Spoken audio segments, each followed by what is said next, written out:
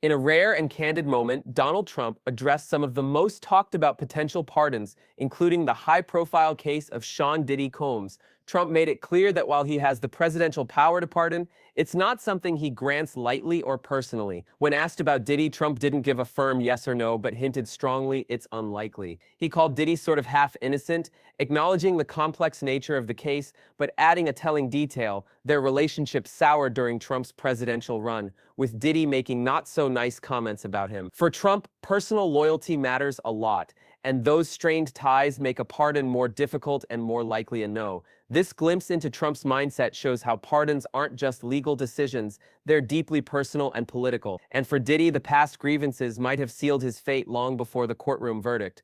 Trump also weighed in on the ongoing saga surrounding Ghislaine Maxwell, who is currently serving a 20-year sentence for sex trafficking. He acknowledged the possibility of clemency, but made it clear that no one has formally approached him about it. Maxwell's case remains one of the most controversial, with many eager to learn what her testimony might reveal. Trump hinted that the government wants to release as much information as possible, but is cautious not to harm innocent people. This careful balancing act underscores the murky nature of these high-profile cases, where the truth is often tangled in secrecy, powerful interests, and the risk of collateral damage. It also highlights the broader theme of control over sensitive information, a thread that runs through many scandals involving public figures. Trump's comments revealed a glimpse into the shadowy world behind the Epstein files. He accused some very bad people, including former FBI officials like James Comey and others, of controlling these files for years, and suggested they deliberately withheld damaging information before his election. According to Trump, these files were run by people with malicious intent, who chose when and how to release details, implying political motivations and cover-ups. This revelation adds a layer of intrigue to the entire Epstein saga. If what Trump says is true, these files aren't just about one scandal. They're a tool in a much larger battle for power and influence. And the delayed release of key information might have shaped public perception, affected elections, and left victims waiting for justice. Shifting gears, Trump addressed the escalating conflict in Ukraine and the growing nuclear tensions with Russia. He revealed that he had ordered 2 nuclear submarines to undisclosed locations near Russia in response to provocative statements from Russian officials. Trump emphasized the seriousness of nuclear threats, calling them the ultimate threat, and expressed concern about the words being spoken, urging caution. He also criticized the current administration, blaming President Biden for the ongoing war, and claimed that during his presidency, such a conflict was unlikely to have happened. Trump described his past efforts to broker peace deals around the world, highlighting settlements in regions like India, Pakistan, Cambodia, Congo, and Kosovo as examples of his approach to conflict resolution. This section underscores Trump's self-portrayal as a peacemaker, while warning about the precariousness of the current global situation. Trump painted himself as a deal-maker and a peacemaker, boasting about settling numerous international conflicts that had dragged on for decades. From diffusing tensions between India and Pakistan to ending long-standing wars in Congo and Kosovo, he claimed credit for averting what could have been catastrophic bloodshed. He contrasted this with the current administration, saying these conflicts intensified under Biden's watch. Trump emphasized the importance of peace through strength, reframing his legacy as one who prioritized stability and deterrence. His narrative suggested that despite controversies, his presidency had a significant impact on global peace. Trump expressed deep concern over the ongoing war in Ukraine, labeling it as Biden's war and distancing himself from the conflict. He highlighted staggering casualty numbers and lamented the devastation, but insisted that during his tenure such a war would never have happened. Trump shared that he maintained communication with Putin and believed at times they were close to resolving tensions. Despite his hopeful tone about peace, Trump acknowledged the difficulty of the situation and the challenge of dealing with a tough cookie like Putin. He stressed the importance of being prepared, noting his recent deployment of nuclear submarines as a precautionary measure.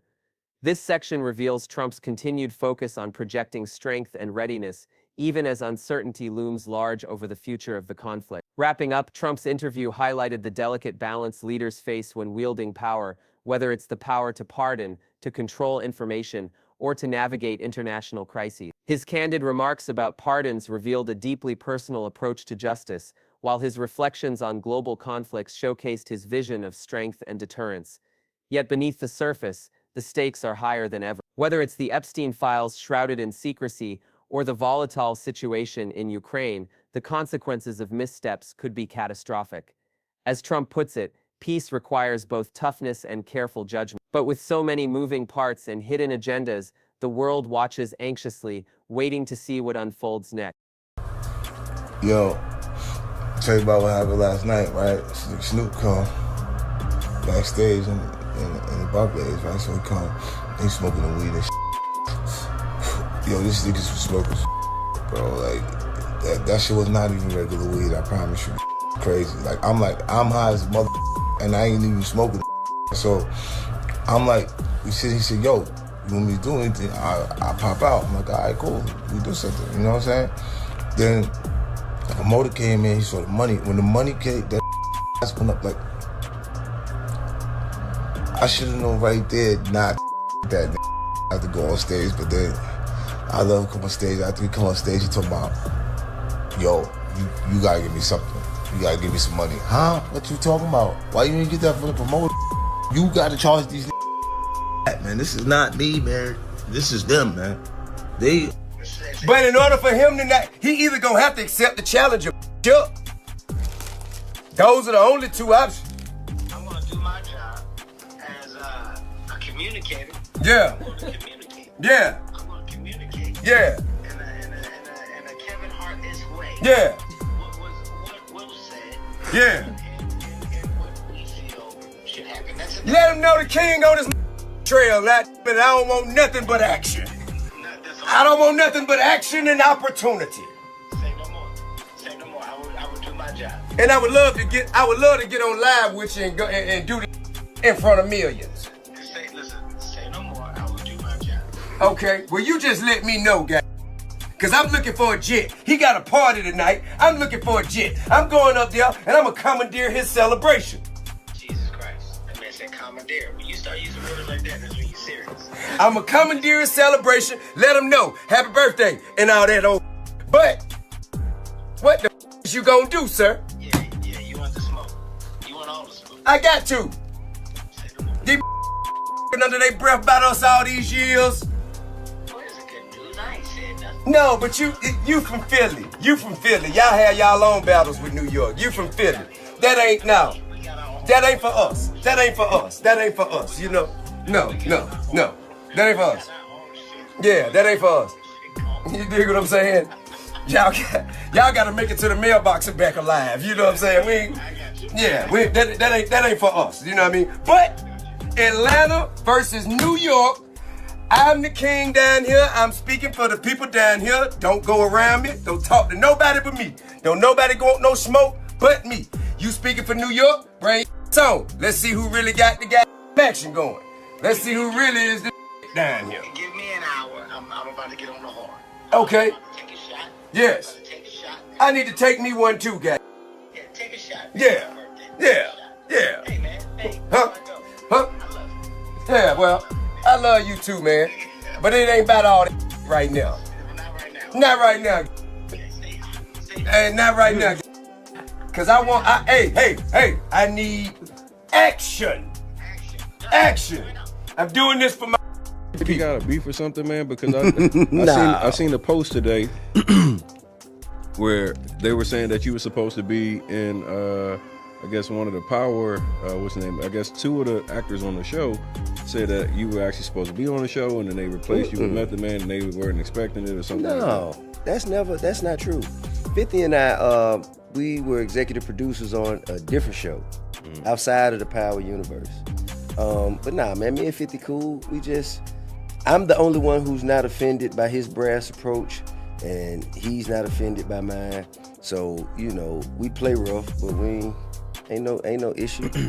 Hey, what's happening, homie? This TIP, man, you know what I'm saying? You watching Hard Knock TV, you understand? My homegirl Ace Bombay giving it to you West Coast style. Cali loving it, you did that, and you heard it from the king, K-I-N-G, period. Accept no substitutions, you dig?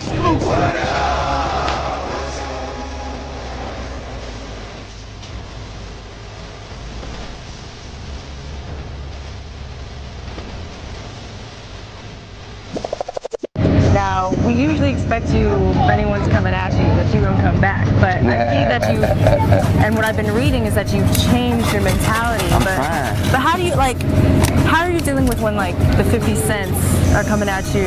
Well, I mean, honestly, man, like, to be perfectly honest with you, man, I gotta deal with each situation as how I hear it come out of the person's mouth. You can misinterpret songs, lyrics, you know what I'm saying? When you're being interviewed and someone asks you, how do you feel about this? I gotta take that, I gotta take your verbal rather than listen to your lyrics and jump to a conclusion. And when I heard him speaking on it, he said he wasn't talking about me, you know what I'm saying? And me and 50 always had a decent rapport, you know. It wasn't never nothing negative. So, and like he said this in conversation. At the same time, he said, man, he's never had a problem with saying people's names when he's speaking on them. And like that's not like 50. If he going at somebody, he usually say their name and make it known. It's usually not ever whether or not. You know what I'm saying?